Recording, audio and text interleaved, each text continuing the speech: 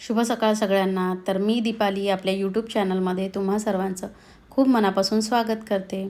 तर चला, आता अपेक्षा शाळेला गेलेली होती आणि त्यानंतर मग मी व्लॉगला सुरुवात करते. म्हणजे असं काही विचार नव्हता केला की आता व्लॉग सुरू करायचा आहे, तर अचानकच सुरू केलेला होता सगळा व्लॉग. तर अपेक्षाला मी ना टिफिनमध्ये पत्तागोळीची भाजी आणि पोळी तिच्यापुरतं करून दिलेली होती. आणि परत आता टिफिन बनवायला घेतलेला होता मी यांच्यासाठी, कारण हे देखील आता चाललेले होते नागद्वारला. तर त्यांना मला टिफिन बनवून द्यायचा होता. मात्र आदल्या दिवशी त्यांनी मला असं काहीच सांगितलेलं नव्हतं की टिफिन वगैरे बनवून देशील म्हणून. एकदम सकाळी अपेक्षा शाळेला जायला निघाली त्यावेळी ते म्हणाले की मला टिफिनमध्ये काय देत आहे. तर मी काही विचार केलेला नव्हता, नाहीतर आधीच मला सांगितलेलं असतं तर काही ठरवून ठेवलेलं असतं. मग आता अचानक काय बनवून द्यायचं म्हणून मग मी कस्तुरी मेथीचे ना पराठे करायला घेतलेले होते. तर मग तेच त्यांना टिफिनसाठी बनवून दिले मी आणि नाश्त्यालाही झाले. तर सक्षमनी नाश्ता वगैरे केला आणि तो कॉलेजला निघालेला होता आज.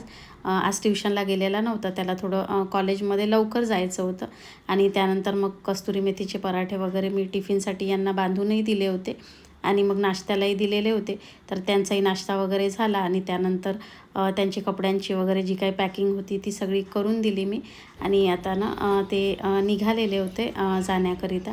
त्यांचे मित्र वगैरे आलेले होते. चला, आता बाकीचं जे काही आहे ते सगळं आवरून घेते मी घरातलं.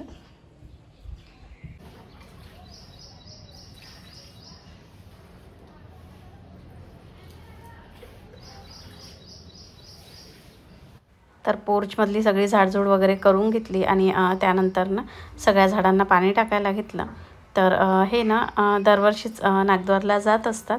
तर आता या सीझनला ना नागद्वारची यात्रा असते आणि भरपूर भाविक तिथे दर्शनाला जात असतात. तर तुम्ही कधी नागद्वारला गेलेले आहात का, तर नक्की कॉमेंटमध्ये सांगा. तर मी तर नाही गेलेली आहे, पण हे दरवर्षीच जात असतात. आणि या सीझनला जसं की मी सांगितलं तिथे छान अशी यात्रा भरत असते आणि भरपूर भाविक येत असतात तिथे दर्शनाला. तर तिथे जाताना ना घाटी पडत असतात, म्हणजे जे गोल गोल वळणं असतात ना तशासारखे. आणि अगदी ते उंचावर सगळं पहाडावरच आहे ते देवस्थान वगैरे. तर तिथे ना भरपूर असे गड आहे आणि त्या गडांना ना वेगवेगळी नावं दिलेली आहेत. तर जे जर नागद्वारला गेले असेल तर त्यांना माहितीच असेल. आणि दर्शनासोबतच तिथे पाहण्यासारखं म्हणजे तिथली नैसर्गिक सुंदरता आहे.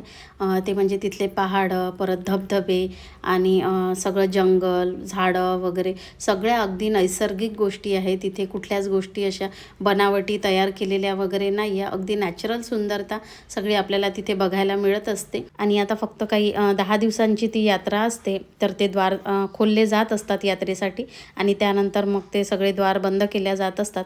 कारण तिथे जसं की खूप जंगल वगैरे आहे, पहाडी वगैरे आहे.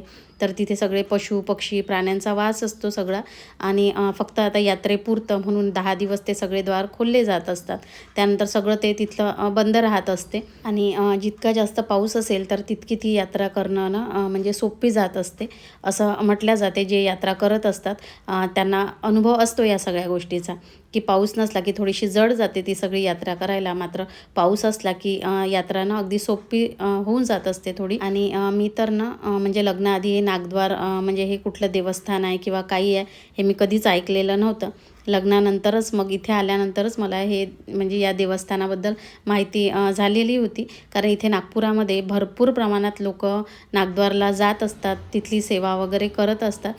भरपूर जणांच्या घरी नागद्वारची सेवा वगैरे असते. आणि असं म्हणतात की पहिले तर इतकं म्हणजे त्या जंगलामध्ये त्या सगळ्या यात्रेमध्ये इतके नागं वगैरे असायचे की लोक त्यांना असं बाजूला करून समोर निघायचे, पण ते अजिबात कोणाला काही करत नव्हते म्हणून.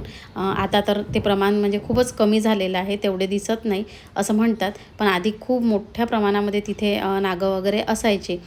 आणि तिथे जेही यात्रा वगैरे करून येत असतात तर ते आल्यानंतर कोणी कोणी खूप जास्त कडक अशी पाळणूक 1.25 महिना करत असतात.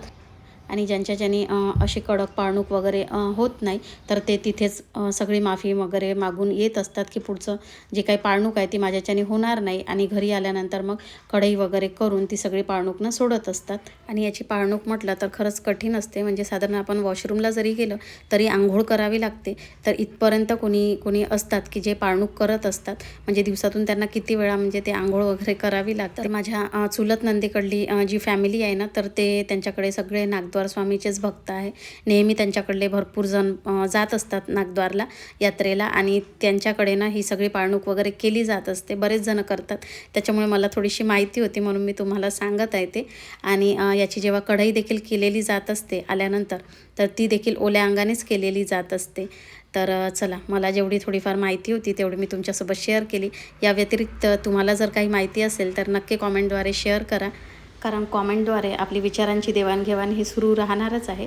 तर चला, इथेच आता व्लॉगचा एंड करते. तर आजचा व्लॉग तुम्हाला कसा वाटला नक्की कॉमेंटमध्ये सांगा. त्याचबरोबर व्लॉग आवडला असल्यास लाईक करा आणि चॅनलला जर अजूनपर्यंत सबस्क्राईब केलं नसेल तर पटकन सबस्क्राईब करून घ्या. तर भेटूया अशाच एका छानशा व्लॉगमध्ये. तोपर्यंत बाय बाय.